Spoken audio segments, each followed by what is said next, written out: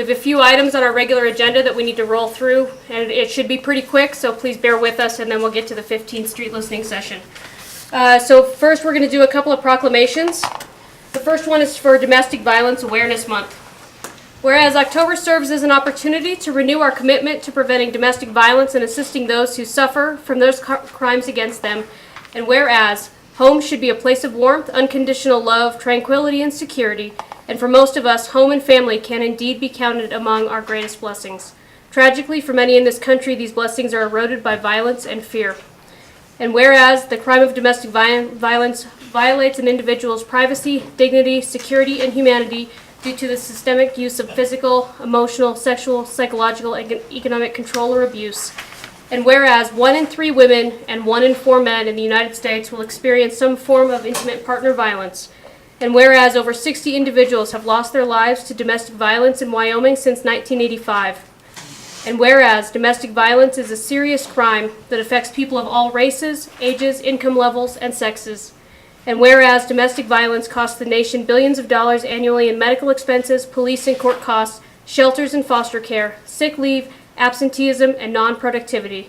And whereas a coalition of organizations such as law enforcement officials, those involved with shelters and hotline services, healthcare providers, the clergy, and other concerned citizens has emerged to directly confront this crisis and are helping in the efforts to end domestic violence.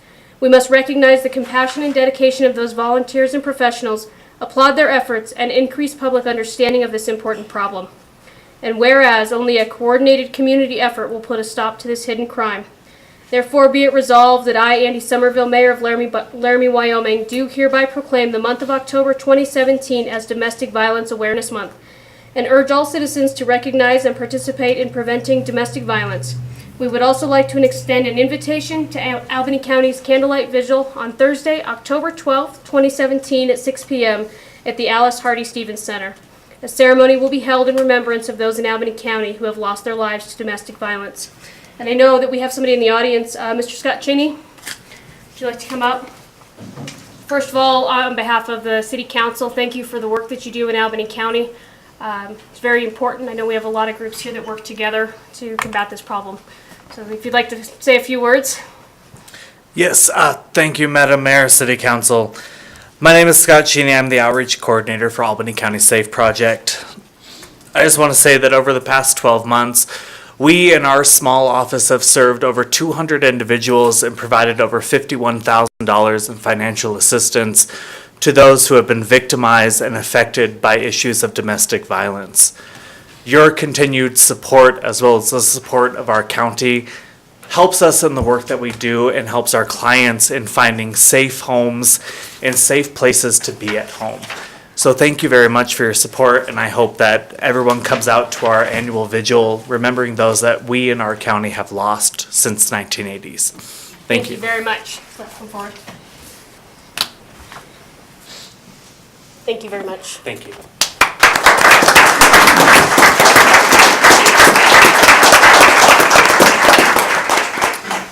Our next proclamation is for our disability community.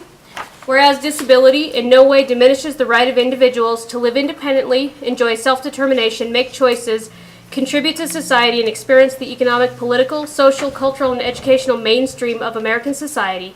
And whereas family members, friends, and members of the community can play a vital role in enhancing the lives of people with vision impairment, especially when family and community are provided with necessary support services, and public and private employers are aware of the capabilities of people with vision impairment to be engaged in competitive work and inclusive settings. And whereas the City of Laramie has established a disability commission that is tasked with providing awareness for disabilities, including vision impairment. And whereas thousands in Wyoming face challenges with disabilities daily. And whereas the mission of White Cane Day is to educate the world about blindness and how the blind and visually impaired can live and work independently while giving back to their communities, to celebrate the abilities and successes achieved by blind people in the sighted world, and to honor the many contributions being made by the blind and visually impaired. And whereas October 15th has been designated as White Cane Day to celebrate and recognize the abilities of people who are blind and promote awareness. Now therefore be it resolved that Andy Somerville, Mayor of the City of Laramie, does proclaim White Cane Day as October 15th, 2017, and encourage all citizens, businesses, public and private agencies, and educational institutions to join in observing the month in honor of persons with disabilities. Do we have Nick Wiseman or John Pullen available? Please come up. Did you wish to say anything today? All right. Thank you very much for your work on the disabilities community. I appreciate it. Thank you very much.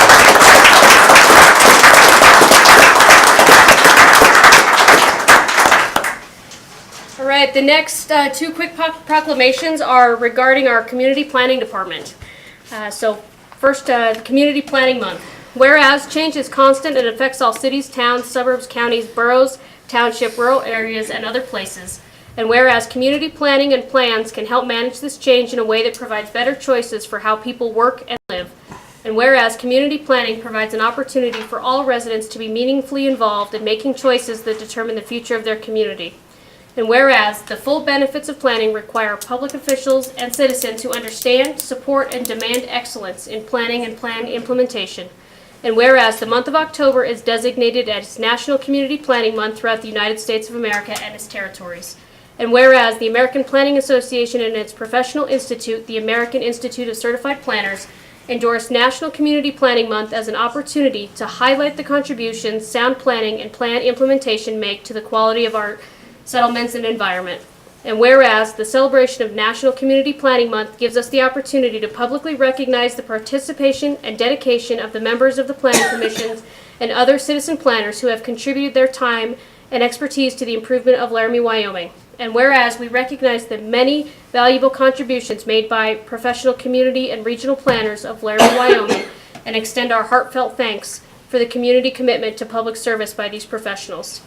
Now be it resolved that the month of October 2017 is hereby designated as Community Planning Month in the city of Laramie, Wyoming, in conjunction with the celebration of National Community Planning Month.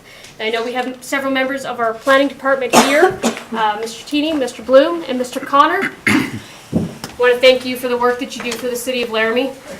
City Manager, did you Mayor, want to say we in words? fact have all of the members of our Laramie planning staff present, all three of them. Please. They thought they were going to get away with just letting Mr. Tini come up. Thank you very much. Good job.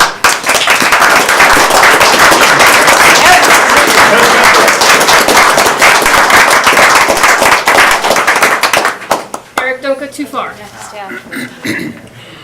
And then a treat here. One of our associate planners has earned a professional recognition. Whereas the Wyoming Planning Association, WildPass, was created in 1971 and is an organization comprised of planning professionals engaged in work that shapes the physical, economic, and social well-being of Wyoming residents and preserves residents' quality of life. And whereas each year WildPass recognizes outstanding projects and professionals who have attained standards of excellence for the communities they serve.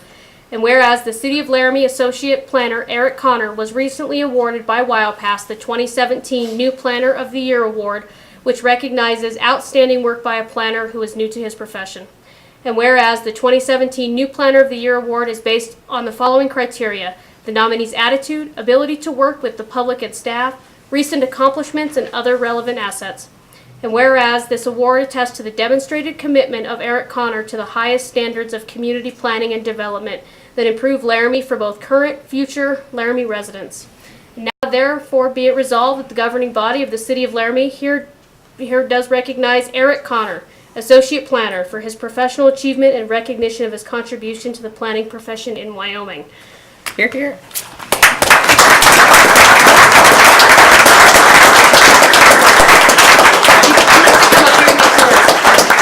Thank you, Eric. We are very lucky to have you here at the City of Laramie. Thank you very much.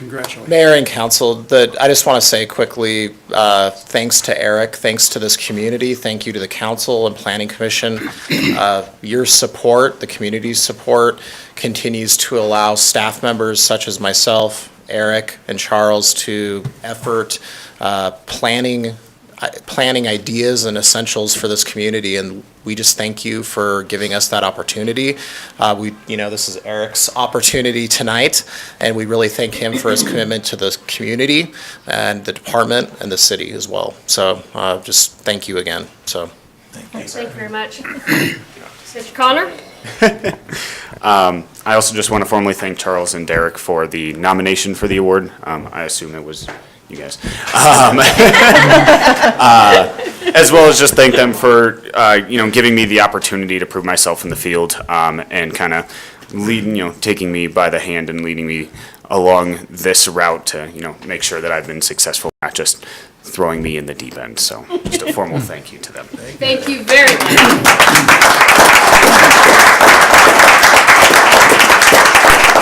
All right, we have one more proclamation. I'm going to turn it over to Council Gabriel because I am out of breath. Thank you, Mayor. Just a brief background, if I might. This is a release from the University of Wyoming. Early September, Attorney General Jeff Sessions announced the phasing out of the Deferred Action for Childhood Arrivals program. The DACA program is a 2012 executive initiative allowing undocumented immigrants who arrived in the U.S. as children to enroll in universities, join the military, and/or seek lawful employment. The City Council was approached by several groups, and in light of that, here is our proclamation tonight. Recognizing the importance of DACA and Dreamers to Laramie. Whereas Deferred Action for Childhood Arrivals, or DACA, has allowed more than 1,100 young Wyomingites who have lived in the United States share their childhood to live, go to school, and work legally in the country. And whereas the DACA program has stringent restrictions on eligibility based on education achievements or military service, and whereas DACA recipients, by definition, have not been convicted of a felony nor a significant misdemeanor, and have been determined to not pose a threat to national security or public safety. And whereas DACA recipients, by definition, arrived in the United States before the age of 16, and a national survey of DACA recipients found that 54% arrived before the age of 7, and whereas Laramie is home to DACA recipients, including those attending the University of Wyoming. Whereas Laramie is an inclusive community dedicated to diversity, mutual respect, and opportunity for all residents, and whereas the City of Laramie recognizes and supports our international community, including DACA recipients, and further recognizes the positive contributions that DACA recipients make to our community. And whereas the City of Laramie recognizes the importance of higher education for all, and further recognizes the impact that higher education can have to DACA recipients' lives. Now therefore be it proclaimed by the City Council, the City of Laramie supports our DACA recipients and encourages continuing discussion toward a solution that allows DACA recipients to continue their access to higher education and enables their continued contributions to our community. This is signed by Mayor and President of the City Council, Andy Somerville. Do we have a representative from the Albany County Democrats, I see? Would she like to come forward? And I understand that Congress is currently working on a solution to this. No solution has been made yet, but they continue to work. I'm Lorraine Salino Klein, and I'd like to thank all of you for supporting this proclamation. What we hear a lot about is the economic value of DACA and Dreamers, right? They contribute, they don't take out a lot, they contribute more than they take, but the important part of this resolution is that we're talking about humanity. The Dreamers are your neighbors, they're your friends, they're your students, they're university students, they have families. We have to put a humanitarian thought behind everything we do with the Dreamers because they came here for a better life. Their parents wanted to give them something more in life, and I would like to thank you and remind citizens of Laramie there's a big backing to support this, even though maybe we have 1,100 in our state, in our community, but all over the country, this is about humanity, and I would like to thank you for recognizing that important aspect. Thanks. Thank you, Lorraine.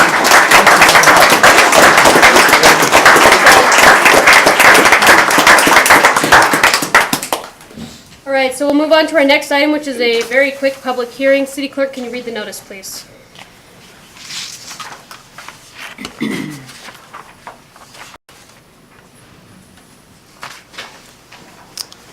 The City Council will hold the following public hearing at 6:30 p.m. on October 3, 2017 in the City Council Chambers, Laramie City Hall, 406 Ivinson Avenue, Laramie, Wyoming, to take public comments on the following.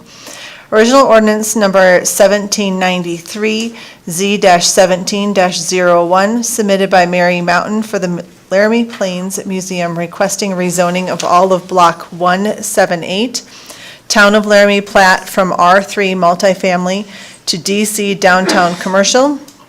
All applications, plans, specifications relative to these matters are available for review at the City of Laramie Planning Office at 405 Grand Avenue, Laramie, Wyoming. Anyone wishing to be heard should be present or may be represented by his or her agent at the meeting. Written comments may be mailed to the city clerk's office. Thank you, City Clerk. So this is for original ordinance 1973. This is a rezoning public hearing. It's not the 15th Street hearing. Is there anybody that wants to make any public comments on the rezoning of the Laramie Plains Museum? Seeing none, we're going to close that public hearing. Move on to the next item, which is disclosures by city council members. Do we have any disclosures this evening? Seeing none, move over to the agenda. Vice Mayor. Oh, I apologize, City Manager, I skipped announcements. Do we have any announcements? Mayor, no announcements. Okay, thank you. Okay, I move that the following change to the agenda be approved. We have one change this evening. It's on our consent agenda. We are going to add item 4A. It will be a special meeting on October 10th, followed by our work session on October 10th. And it's going to be adjourned to executive session regarding personnel. We have a second. Second. Second by Councilor Schuster. All those in favor signify by saying aye. Aye. Any opposed? That motion carries. Vice Mayor. Okay, I move that the agenda be set as changed. Second. Second by Councilor Shumway. All those in favor signify by saying aye. Aye. Any opposed? That motion carries. Vice Mayor.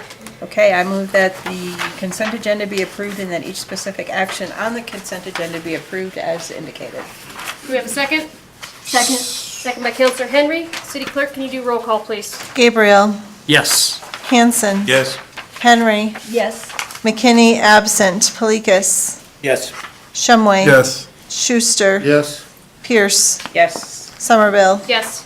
That's 8 yeses, 0 nos, and 1 absent, Your Honor. Thank you. That motion carries.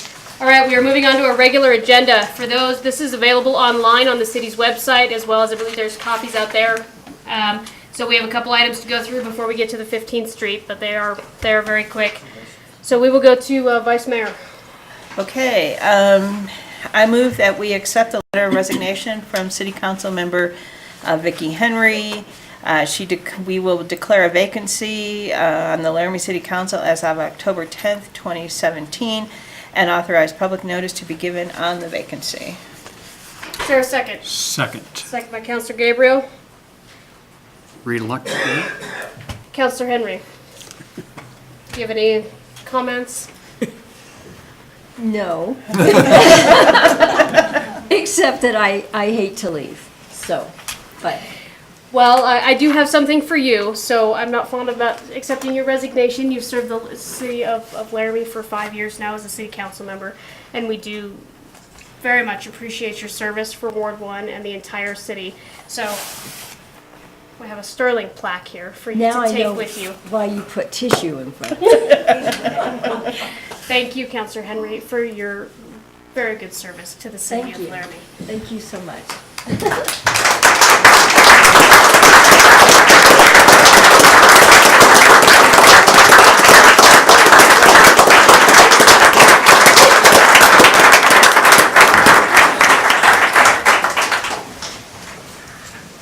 And now we're supposed to convince the council to accept your red letter of resignation. Are there any other comments on this item from council? Are there, Councilor Lucas? I'd like to just say one thing. I've served with Councilor Henry on the Planning Commission. I can't tell you how many years, but that's when I first was introduced to her, and I've also served with her, obviously, on City Council. And I just want to convey to her that it's been a pleasure to get to know her, and it's been a pleasure working with her in both those capacities. So thank you. Thank you. Are there any comments from the public on this item? All right, I guess I will close it by saying your new community is very lucky to have you, and we're very sorry to see you go. Thank you. Well, we wish you the best of luck. City Clerk, can you do roll call, please? Gabriel, Yes. Hanson, Yes. Henry, Yes. McKinney, absent, Polikis, Yes. Shumway. Yes. Schuster. Yes. Pierce. Yes. Somerville. Yes. That's 8 yeses, 0 nos, and 1 absent, Your Honor. Thank you, that motion carries. On to item number 11, Counselor Hanson. Thank you, Your Honor. This is a follow-up in the procedure. I move that council approve the city council application, set the filing dates for October 4th through October 16th, 2017, and set the review dates for October 30th and November 1st, 2017. Do you have a second? Second. Second by Counselor Schuster. I guess I can just give a brief explanation. City Council briefly discussed this at our work session, but this item just sets out the process and and how council will go about filling Counselor Henry's seat. I'll note for the public that all of this information will be available online, as will applications both online and in the city clerk's office. City manager or city attorney, is there anything that I've forgotten? Okay. No, Mayor. Thank you.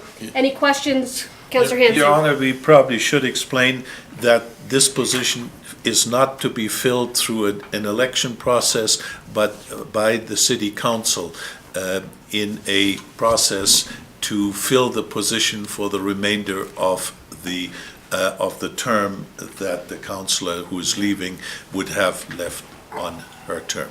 Thank you. Thank you, Councilor Hanson. I think it's important to note, if I wasn't succinct in my explanation, this is a application process for filling the vacancy for Councilor Henry's seat, and we will fill it for the term that the law allows. Any other questions, Councilor Schuster? They should know that they can go online and see the ward maps so that they know the specific ward and if they live in the boundary, because we've had people before file in the wrong ward, so I want to make sure that they are eligible so they know their address and check it out. Absolutely. We're doing. City manager. Mayor, if I could actually just point out, the city clerk's office will oversee this process for you. So I would encourage the public, if they do have questions or if they need additional information beyond what is available, as Councilor Schuster said, city clerk would be the point of contact for that. And Angie, anything you want to add? No, thank you. Thank you. Are there any comments from the public on this item? All right, any comments from council on this item? City clerk, can you do a roll call, please? Gabriel, Yes. Hanson, Henry, Yes. McKinney, absent, Pelegas, Yes. Shumway. Yes. Schuster, Yes, Pierce, Yes. Somerville. Yes. That's 8 yeses, 0 nos, and 1 absent, Your Honor. Thank you, that motion carries. Moving on to item number 12, Councilor Schuster. thank you. I move to award the bid for the cured-in-place pipe project for Instaform of Chesterfield, Missouri, in the amount of $378,239, along with a contingency of $68,183, for a total amount of $446,422 to approve the contract and authorize the mayor and clerk to sign. Second. Second by the vice mayor. Director Smith. Your Honor, the mayor and members of council, this is our annual slip lining project. We annually slip line segments of sanitary sewer and storm sewer. So in this year's project, we're going to line 6,383 linear feet of sanitary sewer, along with 14 manholes, as well as 1,110 linear feet of storm sewer. So we use a process called cured-in-place pipe. It's a process where basically a big sock is inserted into the pipe. It has resin within it. It's inflated with hot water. It conforms to the shape of the pipe, and then once it cools, it cures, and you basically have a brand new pipe within the host pipe. So it's a non-destructive process. You work between manholes and inlets and so forth, so we're not digging streets up. As per the purchasing policies, the project was publicly advertised and placed out to public bid. We received one bid from In Situ Form, $378,239.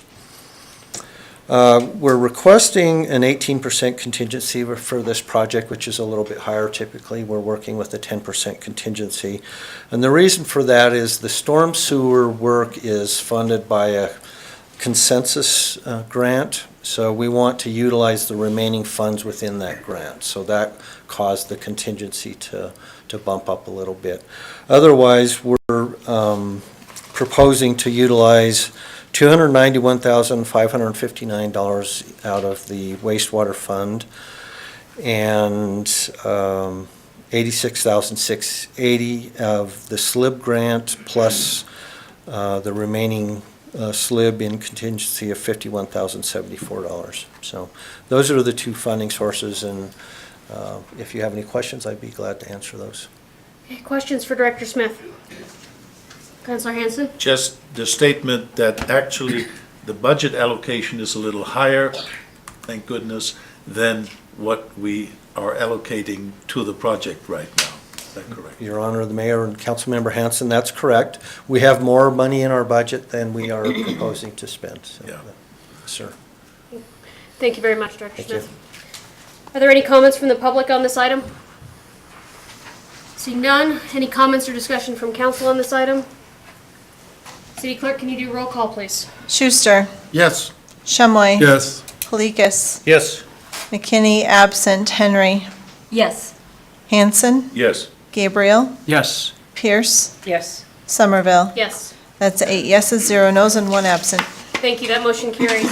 On to item number 13, Councilor Henry. Yes, I move to approve original ordinance number 1973 on second reading, rezoning Block 178, original Town of Laramie plat from R3 Multifamily District to DC Downtown Commercial District based on findings of fact and conclusions of law, and note a public hearing was held on October 3rd, 2017. Do we have a second? Second. Second by Councilor Schuster. Planning staff? Mr. Bloom? Honorable Mayor and City Council, this is second reading of this ordinance. It was introduced on September 19th, where it was recommended to be approved, or was approved on first reading unanimously, 9-0. Planning Commission reviewed this on September 11th and was also unanimously approved. Since first reading, we have not received any additional public comment from any of the neighbors or residences.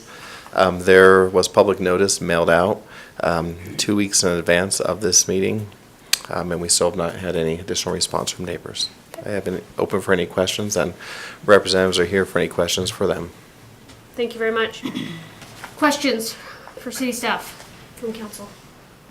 All right, thank you. Would the applicant care to make any comments this evening? No. Thank you, Ms. Mountain. Are there any public comments on this item? Okay, bring it back to council. Second reading on this. Any comments or discussion from council on this? We'll be back one more time. All right, City Clerk, can you do roll call, please? Henry, Yes. Hanson, Yes. Gabriel, Yes. McKinney, absent, Polikis, Yes. Shumway, Yes. Schuster, Yes. Pierce, Yes. Somerville. Yes. That's 8 yeses, 0 nos, and 1 absent, Your Honor. Thank you, that motion carries. All right, we're gonna call a brief 2-minute recess. We need to do just a second of rearranging, and then we'll be right back for the 15th Street listening session.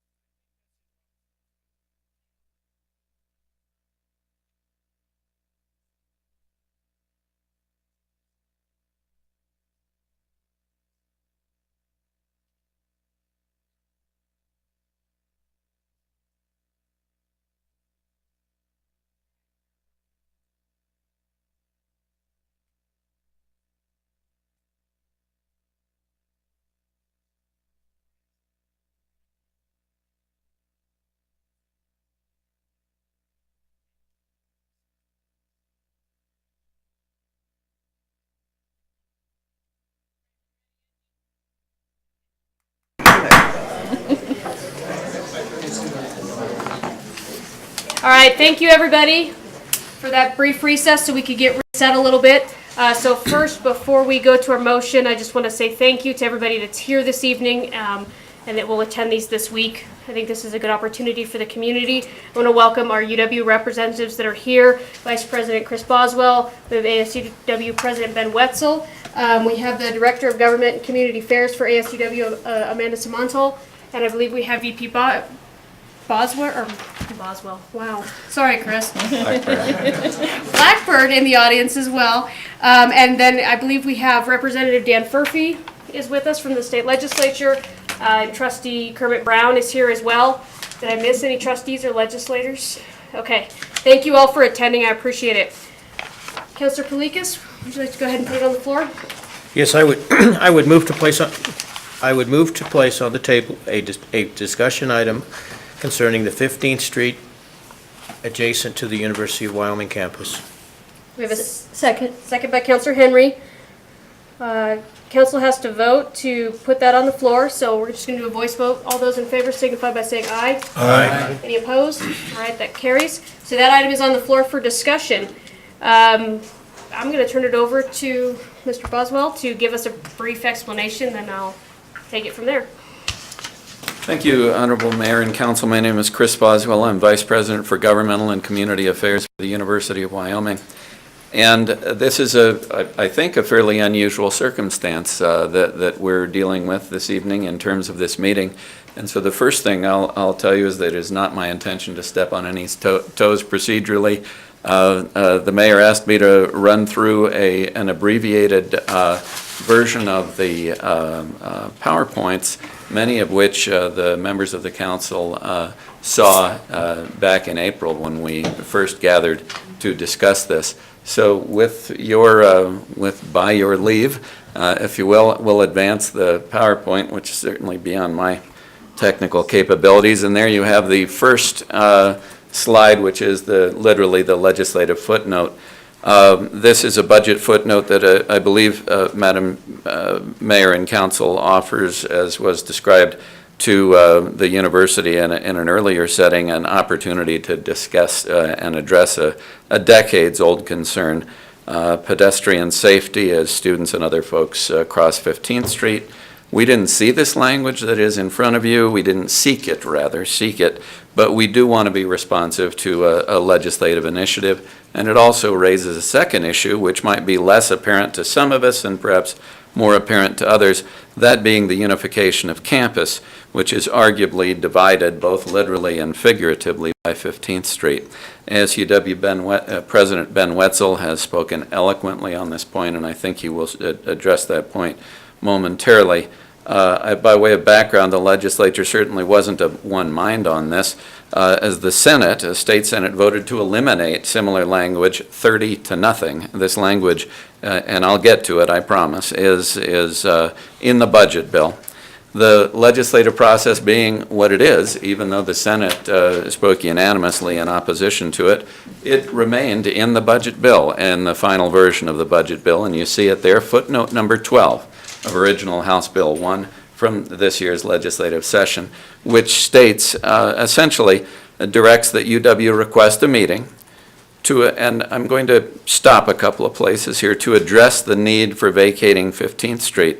And so, and again, I'm jumping a little bit intentionally.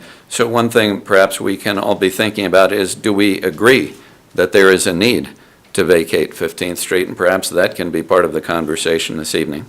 The budget footnote also directs that UW will report to the Joint Appropriations Committee on findings, costs, impacts, mitigation actions related to the plan.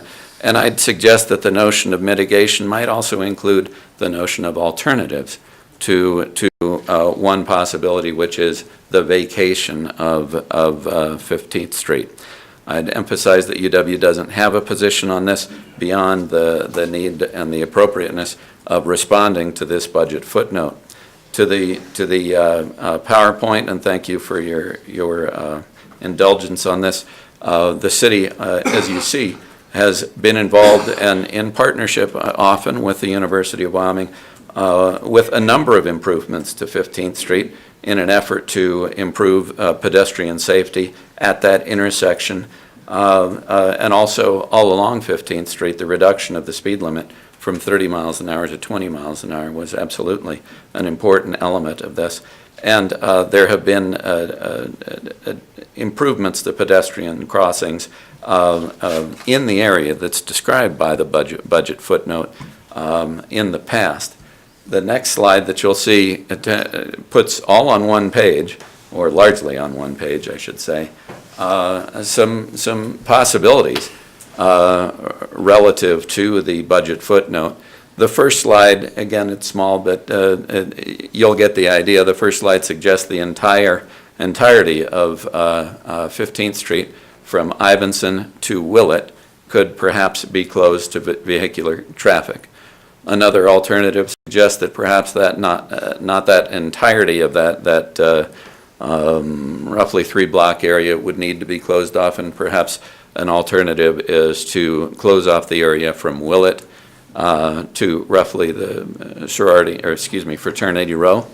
The third slide that you see there on the upper right, I guess, notes the possibility of closing 15th Street from Ivinson to Sorority Row as a possibility. Why have these various possibilities? Because there's still the need to think about and likely address current parking in the Union lot, current use and vehicular use and parking along Fraternity and Sorority Row.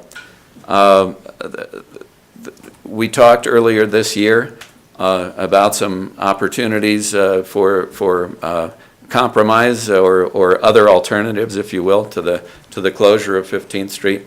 Those included the possibility of a pedestrian overpass, the possibility of a pedestrian underpass, and it's also very important to note as we go through this, that being the slide to the lower right, that the city and also the university, but primarily the city, with participation from a number of stakeholders, has been involved in the planning of the reconstruction of Ivinson Avenue, and that planning has been underway for a significant period of time.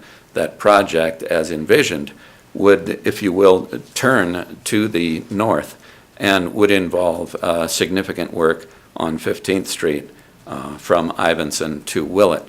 So we've got a number of factors in play here, and I'll just leave it at that. Another option on the next page that was brought up at a recent meeting, the notion, as has been implemented elsewhere in the United States, of timed closures of 15th Street. I think the likely intent is that in times of day when there are likely to be a lot of pedestrians crossing 15th Street, perhaps one limits vehicular traffic in that area. And of course, the lower right is the notion that there be no changes whatsoever. I should go back and note that the very significant element of the, I'll call it the existing plan to reconstruct Ivinson and that portion of 15th Street calls for a very different crossing, pedestrian crossing at Ivinson and 15th. The terminology that I might get wrong, but is essentially a slightly elevated crosswalk, and taking that crosswalk roughly or that crossing to roughly curb height, and not just in that defined area of a crosswalk, but really for the entire intersection. It would make the entirety of that intersection a very different crossing for vehicles in particular than exists now. The notion in that city plan is that vehicles would there'd be a grade, if you will, up to that elevated table. Don't let your imagination get too far away from you. It's elevated only to the level of the curb height, and then drop back off once you get all the way through the intersection. Madam Mayor and members of the council, I don't know, but I believe the Ivinson project, the city project, is on hold. in part due to lack of funds, and perhaps it's worthwhile remembering that I don't think that project begins in calendar 2018. It's worth thinking about that Grand Avenue will face some very significant work in calendar 2019 on behalf of the city. And so I'll go a little bit off script, if I may, by telling you that I think there may be time to work through some possibilities and some options as we go forward that perhaps don't fit within a legislative footnote that says a report will be submitted by November 1st. I'll also suggest that again, the university is not pushing a particular option other than that we keep talking and listen to the constituents that are involved in this process, one of whom very significantly represents the students at the University of Wyoming. And perhaps I should step aside finally, thank you, Mayor, and offer the opportunity for the person that really offered this meeting and to some degree called it, President of the Associated Students of the University of Wyoming, Ben Wetzel. Thank you, Honorable Mayor. Thank you, members of the council, for having us here tonight and joining us in this session. Chris said a lot of things and so well laid the table. I think I'll try to keep my comments brief. Where I would say that the considerations of the students looking at this right now are kind of twofold, and I'll start with the one that I get on my soapbox about, and I'm sure some of you have heard and you'll hear again, is the unification of campus. 15th Street serves as a physical dividing line between the two halves of campus, and our athletics members is the one that I note the most, travel around the country and around the world representing the University of Wyoming. And when they walk through Prexy's pasture, they will make jokes, even post on social media about how they're on normal campus today.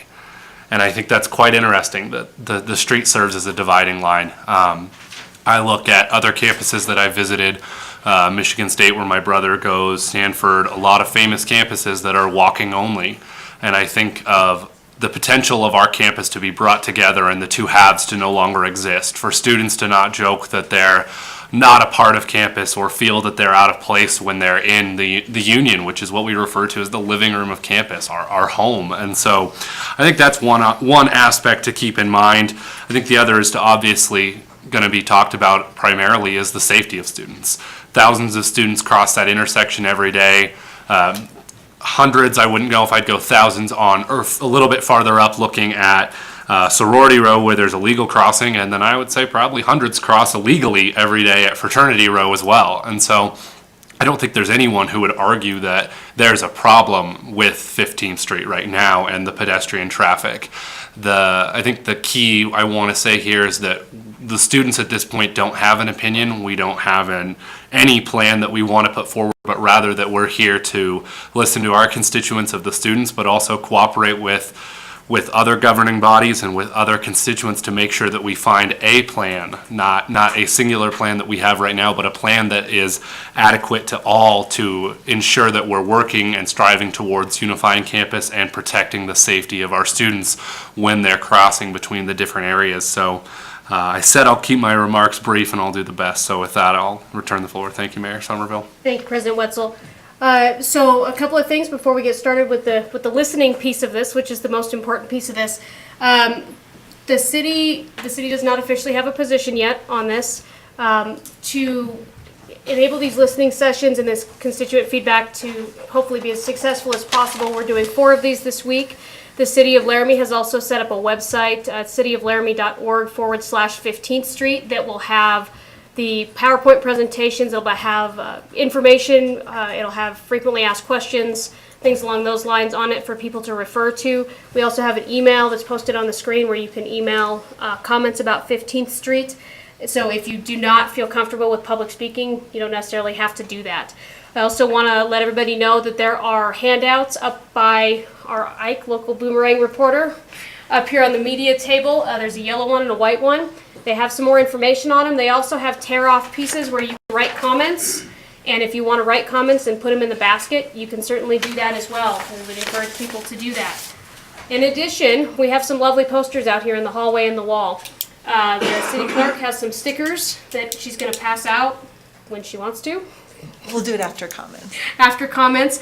If you want to do something as simple as take your sticker and stick it on the poster on the wall that says, I love this idea, or whichever one you think is the most compatible, and all 7 of them that were presented on the PowerPoint are out there. So there's no changes or closure, or all of them are out there on the walls. So we have all of these different ways to receive feedback, and hopefully we'll get a good collection of feedback this weekend, or this week. A couple things specific to speakers. So we do have a speaking list. If you can sign up on the speaking list, the city clerk will call your name, and then it'll be your turn to come to the podium. If you can keep your comments within 2 to 3 minutes, because we have so many people that want to speak.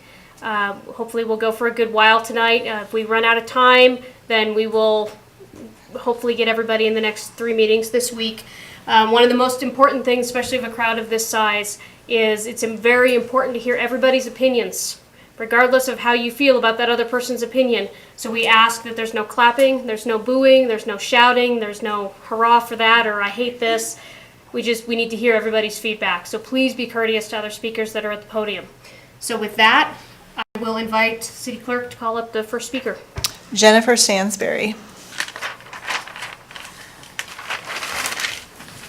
Welcome. Hello, thank you. And thanks for having these listening sessions. I live on Cedar Street. For one of my jobs, I drive around town a lot, and so I think it is important to have all of 15th Street open as a corridor. And I've been following the story in the Boomerang, so I know some of the issues that have been brought up and some of the ideas. And so the traffic would, of course, be shunted to 9th and 22nd Street, would increase that traffic. I think that the improvements that have been made already, the lower speed limit and the crosswalk, I think from what I can see work pretty well.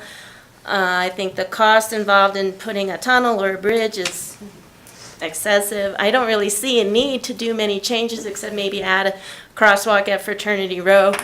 I don't think it's a very big street. I don't know of any of the safety issues. I think it's, people can learn to cross the street. I don't want to, be disrespectful, but that seems like the easiest and most efficient thing to do.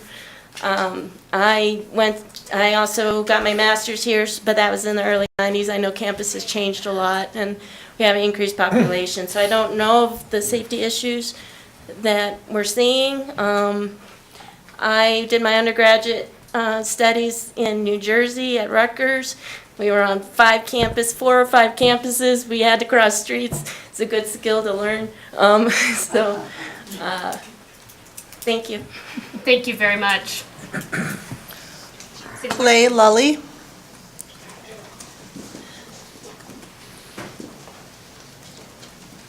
Welcome. Thank you, Mayor Somerville and the council. I just wanted to say I'm real passionate about this issue since it first came out. I talked to Mayor Somerville on the phone, and she explained some things to me in a very good way. Anyway, I went to high school here a long time ago at University Prep, and at that time, my friends and I, we walked that corridor quite often, and then we more often drove on 15th Street. And so at that time, myself, my friends, we were not scared at all. And then I went to college here for 4 years in the early 70s, and again, spent a lot of time going across that corridor. I was in a fraternity at Kappa Sigma, and never felt unsafe at all. And then just lately, I've had some business on the university campus there, and for fun, I've walked a lot because I had a lot of time to kill, and I've driven a lot, and I spent some time there and observed the students, and they come across just relaxed as heck, and they've got earplugs in, so I don't think they could be too worried. And as far as splitting up the campus, I appreciate what he said, but I don't buy it. I mean, he talked to some athletes. I'd like to get a survey on 12,000 students and see what they think about splitting up the university and closing down the 15th Street. But anyway, I had a lot more to say, but I can't remember what it was, so thank you. Well, please, thank you. Please feel free to add comments via email or phone, or we have 3 more sessions. City Clerk? Marius Favret.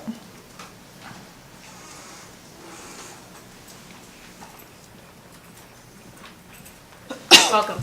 Thank you, Honorable Mayor, councilors. Thank you for taking the time to listen to us. I have several comments that I'd like to make quickly. Firstly, is that the closure of 15th Street would eliminate a north-south access, so residents would only be able to use 22nd and 9th, therefore creating some traffic problems on those streets.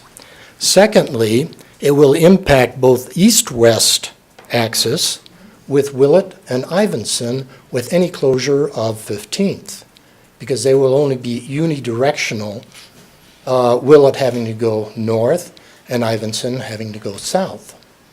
And therefore, and already Lewis, for instance, has been closed as also as an east-west axis. So what's happening, in my opinion, is that the university is becoming more and more isolated from the community and from the city. And instead of building this isolated enclave within the city, I think it's important that the university continue to open itself up to the residents of the city. And that, and by closing 15th, that would definitely be an isolationist. The next point that I wanted to make was the comment about the perceived need of closure of 15th Street. I really don't understand why there would be a perceived need for a closure. If we want to improve the safety, we can do that by enhanced crosswalks, or that was referenced the intersection with Ivinson. I think that would be excellent, and maybe increased University of Wyoming police presence might help the situation. My last comment is I can understand the state legislature being interested in the financial usage of the university. However, I have some real problems understanding why the state legislature is interested in micromanaging the traffic patterns within the city of Laramie. Thank you. Thank you very much. Mary Lon Bashi.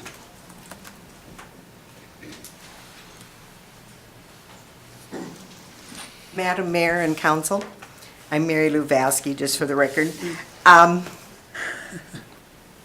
If the university wants to centralize the campus, why was the Gateway Center built way out on 22nd? It seems like they're creating some of the problem by the way they are moving.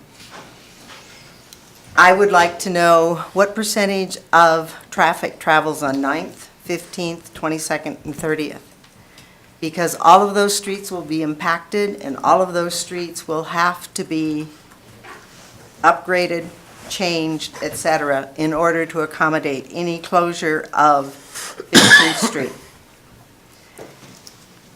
Other than that, I feel the same way as other people have already expressed. This is not conducive to travel from the north side of Laramie.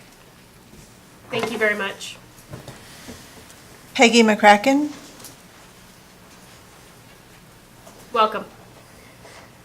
Thank you. I want to say I agree with everything everybody said, but I would like to speak as a person who lives on the north side of town specifically.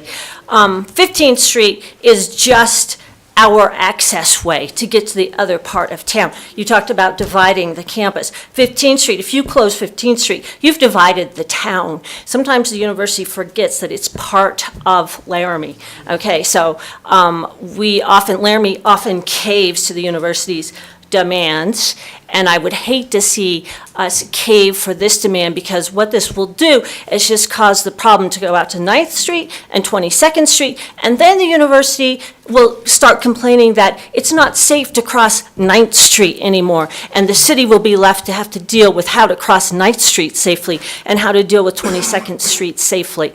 I am an alum of the University of Wyoming. I got 2 degrees from the University of Wyoming. One of my degrees was in kinesiology and health, so I was on the other side of 15th Street. I never felt like I was in no person's land over there. I never felt an alienation being on that side of 15th Street. I never felt a safety issue. I'm a pedestrian, I'm a bike rider. I never felt a safety issue with that. If you know how to cross a street, you can deal with 15th Street. I do believe that having some more enhanced crosswalks might be a good way to go that the city can afford. At Fraternity Mall there, a nice crosswalk would work. Alternatively, you know, the university could fork over the dough and we could have an overpass or an underpass. Thank you.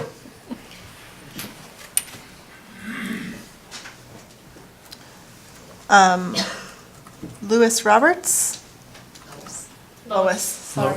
I apologize, everybody. If I murder your name, I really apologize for that. Apologize on behalf of the city council. We murder your name. Welcome, Ms. Roberts. Madam and council, I would just like to voice my opinion, in addition to all the comments that have been made, that I think that I am a 56-year resident of Laramie, and I think that 15th Street is a very important access route for both sides of the city as well as the campus, and both are important to our city. And to close that street would work a real hardship on many people who live here. And we have dodged many situations on all streets that make it harder sometimes. But I think we need to leave that street in place. Thank you. Thank you very much. Louis Cirillo? Cirillo, okay. Welcome. Thank you. Your Honor, council members, President ASUW, Speaker Brown, thank you for this opportunity. I'm a 12-year resident of Laramie, worked for the county, now with the city as a first responder. We have to respond quickly, efficiently, and safely throughout the city. Our city is broken up into 3 patrol areas, north, south, and west. We have already dealt with Lewis being shut down, which was one of the best east-west crossings for us to stay off of Grand. That was taken away from us. The Mexican Temple complex, that's the only thing that I can call it, on Grand, has really affected us on response. In fact, one of my friends on shift several months ago had a drunk driver ramp off that cross in front of him and almost land on his police car. I am against closing 15th. Please do not make our job harder to respond to the citizens and the students in our great city. We've got a parallel population of 13,000 students that we must serve, but we received no extra funding for. In fact, city budget was cut by over $500,000. I invite everyone to ride along with us on a Thursday, Friday, or Saturday night and see what it's like serving that parallel population. But closing 15th, I do not believe would be a viable alternative. I do hope that more empirical data is gathered for this decision, not just anecdotal. Thank you for your time. Thank you very much. Steve Huff?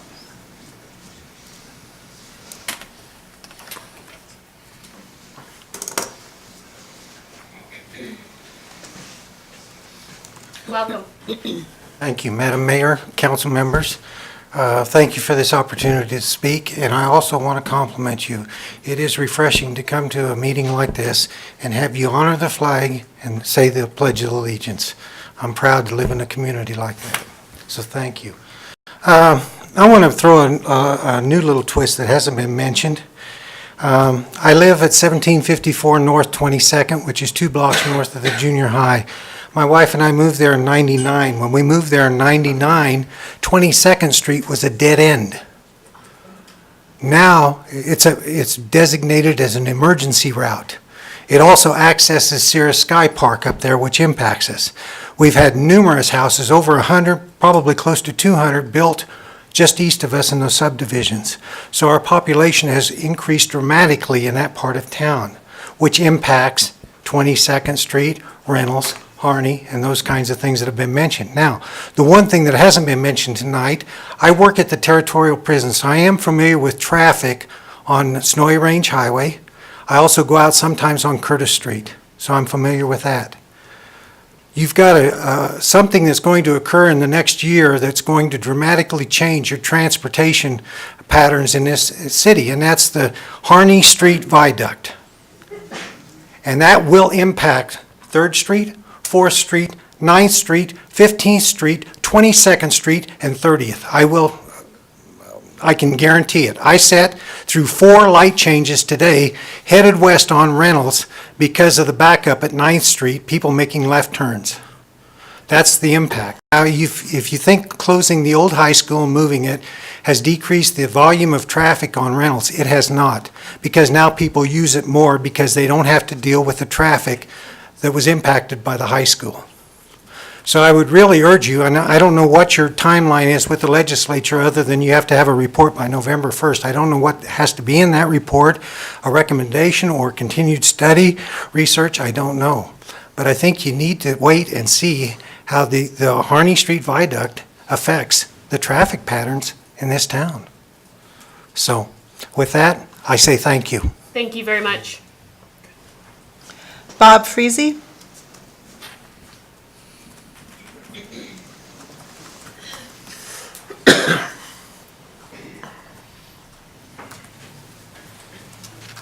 Welcome. Thank you. Thank you, Mayor, Council. My name's Bob Freese, and I live over on Kearney between 9th and 10th. So any closure of 15th is going to impact 9th Street, and it's going to increase traffic. And I agree with most everything that everybody said. You know, as far as, you know, if you want university wants to build a land bridge over 15th Street, I'd be all for that. But the university's got to pick up a big portion of the bill. And, you know, if they don't like it, they can start paying for water. You know, I mean, I'm under the assumption that No, thank you. Please. the university gets a pretty healthy water deal from the city. So, you know, we've got bargaining chips. We should use them. And you guys should just hire a crossing guard. I mean, employ a person, shuttle the kids across the street. I learned how to cross the road first grade. And I'm going to leave it at that. Thank you very much. Stan Trueblood?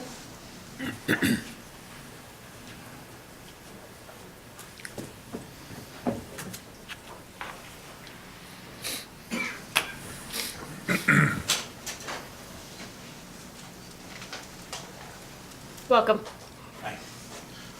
I'm born and raised in Laramie. I just finished a 41-year career with YDOT. The last 18 years of it with traffic operations, including Grand Avenue. We have 5 intersections in that section we're talking about. 4 of them are already signalized. I think it wouldn't be too big of an expense to go ahead and signalize Fraternity Row. As far as separating campus, well, campus kind of separates Laramie. And yeah, I'm not a big public speaker, but there are 3 streets that go from all the way from North Laramie to South Laramie. 4th Street, 3rd Street, and 15th Street. All the rest of them are broken up mostly by Spring Creek. But I think that we are really putting a burden on our first responders, on the tax-paying public of Laramie by shutting down 15th Street. Thank you. Thank you very much. Lorraine Klein.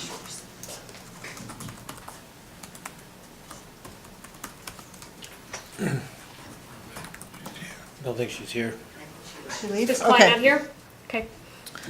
Maletta Manger? Okay. I'm really trying. I really do apologize, everybody. I show up. Okay. Welcome. Thank you. Thank you. Honorable Mayor, Council. I grew up in Laramie. I was gone for about 15 years, but I believe the university is an important part in our community. But these kids can feel a part of wherever they are. You go to Fort Collins, we noticed when we were there last week on Laurel Street, they've moved to the other side of the campus now. All kinds of schools have multiple campuses, have multiple places where you can go. So being a part of the community and being safe are up to us what we do. You can walk through an intersection on your phone with your earplugs and not pay any attention. Or we can be adults and we can get from one side of the street to the other. My mother walked from 10th and Park to Student Health for 20 years. She just passed away at age 100. Now, they changed shifts every 2 weeks. So that meant 7, 3, and 11. There was no place to park in those days.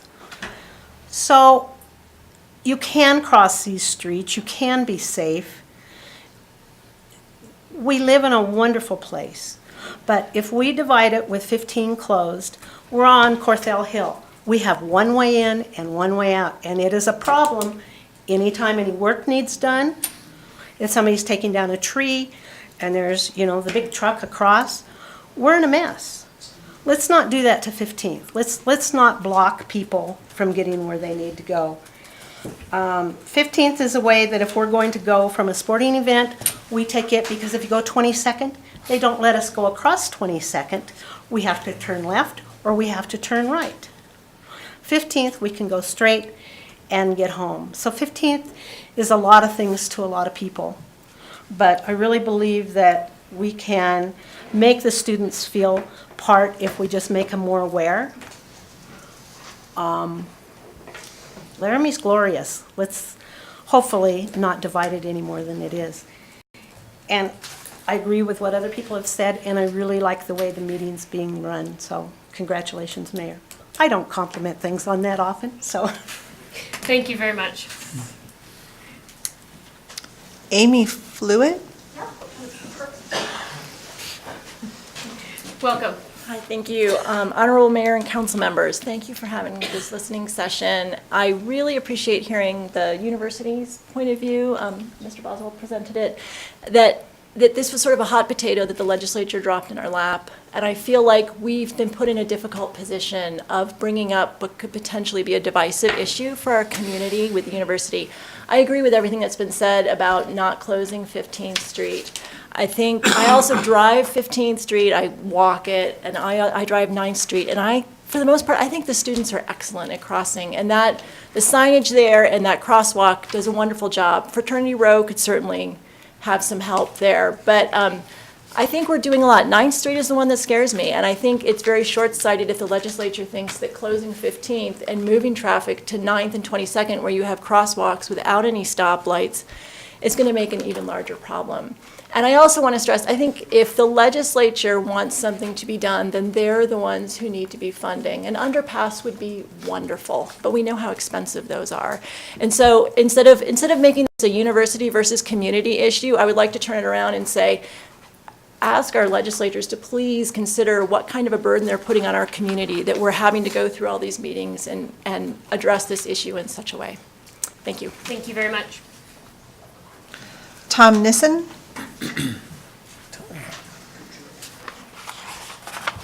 Welcome. Hi, thank you for the opportunity to let me speak. My name's Tom Nissen. I live at the corner of 13th and Park, down in the tree area. This whole thing doesn't make a lot of sense to me. We're blocking a main arterial street in Laramie. And I've been reading, and it's been said that this was a footnote in the legislative budget. And I see footnote throbbing red, like, and I think, is a footnote an afterthought? How important is this? We're making a mountain out of a molehill to satisfy a legislator. A whim. That's my opinion. I would like, and the November 1st deadline, I think, is unrealistic. I think there need to be traffic studies. There needs to be a lot of research going into this decision. And maybe I'm misinterpreting what this report means. But that's 3 weeks away. That's not a lot of time. I think that I'd like to have the statistics examined on traffic and the number of students crossing. I agree with the gentleman from ASUW. Thousands of students cross that every day. And what is it, 13,000 students on campus, or students?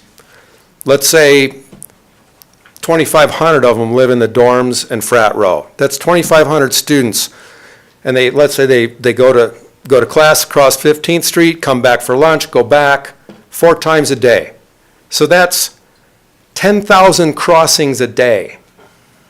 Okay? And how many days a year are there in school? Let's not talk about summer session. Let's talk about 9 months of school, probably about 200 school days a year. That's 2 million crossings, student crossings per year. And then I would like to know what the traffic accident statistics are on that. I really think that needs to be examined, because the chance of being struck by lightning is 1 in 960,000. There's a greater chance of getting struck by lightning in a year than getting struck at that crossing. I really think that 15th Street is one of the safest places to cross the street. When I look at, I live in the tree area, there are a lot of off-campus rentals, and I have an opportunity to observe the students a lot. And I do think that, doing something at 15th Street doesn't cure the problem of distracted, careless student behavior. I see it all over town. They don't watch where they're crossing. They, ride their bikes without their lights. They ignore traffic laws all over town. Young people. I'm not saying college students. But I would also like to have the consequences of diverting the traffic, as most people have mentioned, examined. And a quick snapshot of that is, let's look at what the traffic statistics are, accident statistics, just on the closure of Grand Avenue this past summer has done. I drive Sheridan all the time. I personally witnessed 3 major crack-ups, one at 9th, one at 15th, and one at 22nd, where all the lights are. And the 8-second delay, where it's all red light, 4 ways, doesn't seem to help. When you close 15th Street, a major arterial, it's going to concentrate traffic all the way around. And we look at what's happened with the reduction in the speed limit from 30 miles an hour to 20. We're affording college students the same traffic protections that we give to school children, 20-mile-an-hour school zones. But it's year-round. It's not just when school's in session and children are present. I think that's had a, I don't know if it's had a positive impact. I know that it's been inconvenient. There's also been talk about making campus pedestrian-friendly. I'm a UW alumni. I came here in '77. I've lived here 40 years. And I'm proud to be a UW alumni. When they closed the rotunda around Prexy's pasture to traffic, the consequence was loss of a lot of parking, and we live It was a joke that we're one of the highest universities in the country. The 70s, you know. Well, highest elevation. We have one of the most hostile winters of any major university, and we're talking about changing it from a driving to a pedestrian campus. I don't think that makes a lot of sense. I think, and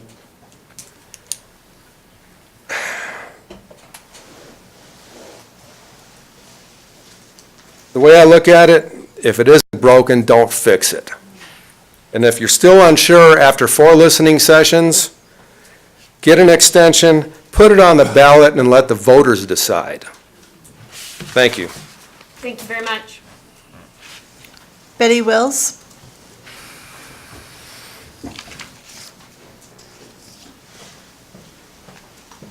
Welcome. Thank you. I live at 1408 Beaufort, so this kind of affects me. I work on the south end of town. It's not just about me. I am a UW graduate. I moved here in '78. I have seen the population increase. I've certainly seen the university grow. I think that some things have been done that are very positive. The 20-mile-an-hour speed limit through campus made me more aware as a driver, going through heavy traffic, heavy pedestrian traffic.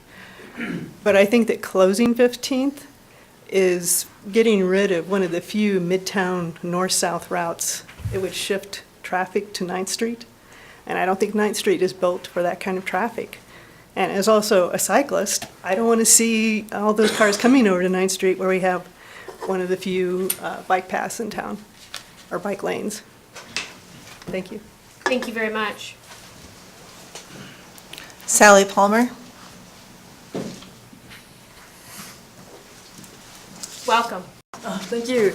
It's been a long evening, so I have a written handout for you all. Can you give that to the city clerk, please? Of course. Thank you There's so much. 8 copies. Thank you very much. So the bottom of it simply reads, in short, this suggestion. I'm Sally Palmer from Laramie, lived here 35 years. I teach in the religious studies. I transverse. And if you ask me, I would say, why doesn't the state legislature propose to close Grand Avenue at 13th Avenue, where students, bicyclists, faculty only have 8 seconds to cross Grand Avenue? If you're dealing with safety, I've seen bicyclists hit off of Grand Avenue. This is not a safety issue. It's an issue, I would say, from out-of-town folks. So the bottom line is the bottom of your handout, and I've interviewed different people who have businesses along 15th Street, but it says in brief. In short, this suggestion from the state legislature puts the university in competition with the community and seems indifferent to the welfare of those who live in Laramie day by day. So when the folks who I talked to the last couple of days since this first came out, they're folks who have businesses along 15th Street, and you can see the addresses here, Peak Wellness, that heavily depends on transportation of their poor clients. Penley Associates, Dr. Kyle Clark, who is a dentist, who just says, I have employees who have to come and go 4 times a day from the south to the north. And I won't belabor this, but if anybody really studies what's happening in Laramie, we would be appalled. How can we make life harder for those who live and work and attend physicians, dentists, Penley Associates, Peak Wellness, day after day after day? We're making it hard for them, as well as certain institutions at the University of Wyoming, primarily the Performing Arts Center. I don't know if you attend plays and concerts there, but it's very difficult if you close off that path. It's also different for UW Recycling and other places at the University of Wyoming. When I attended the Lyceum, President Nicholas said, I do not think this is a good idea. I do not think this is a good idea. So the other thing has to do with who has to transgress these 3 major routes, clients and patients, So to close 15th Street makes a great hardship. The two primary folks that talked to me today, and they may come to other hearings, was something that's hard to talk about without feeling angst about it.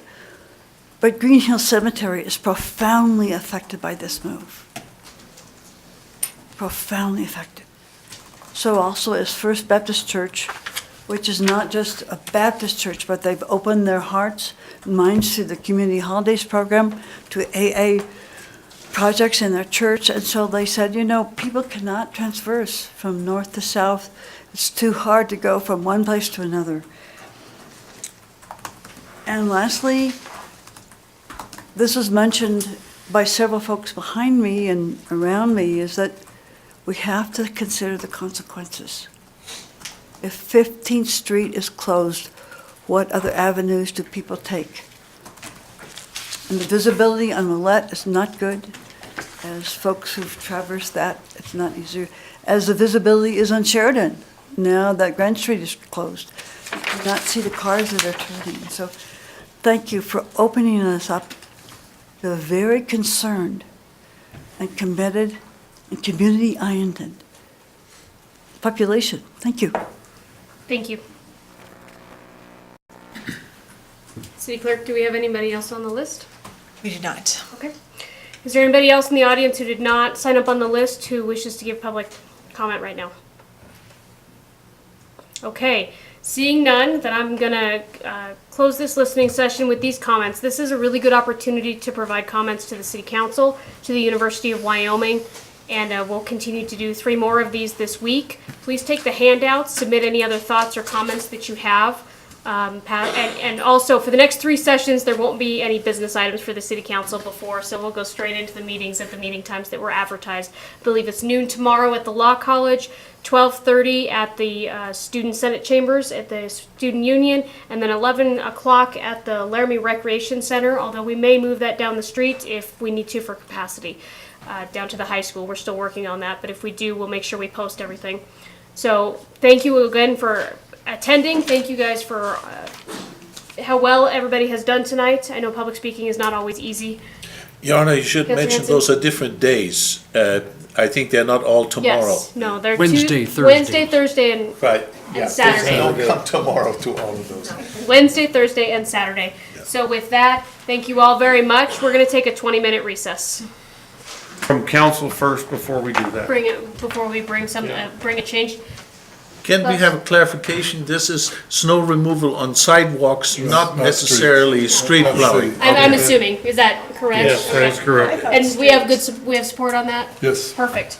All right, so let's add a work session, a hopefully timely, if we can fit it on the calendar, work session about changes to the snow removal ordinance. Get to it in May. We'll look at, city manager. Hopefully not wait, we'll look at early November. Okay, thank you. Any other suggestions from council on work sessions right now? All right, seeing none. Let's move on to item number 17. Councilor Hanson. Thank you, Your Honor. I move the council adjourn to executive session regarding personnel, Wyoming Statute 16-4-405, subsection A, subsection 10, I presume. Roman numeral 10. Second. Second by Councilor Schuster. All those in favor signify by saying aye. Aye. Any opposed? All right, we are adjourned to executive session regarding personnel.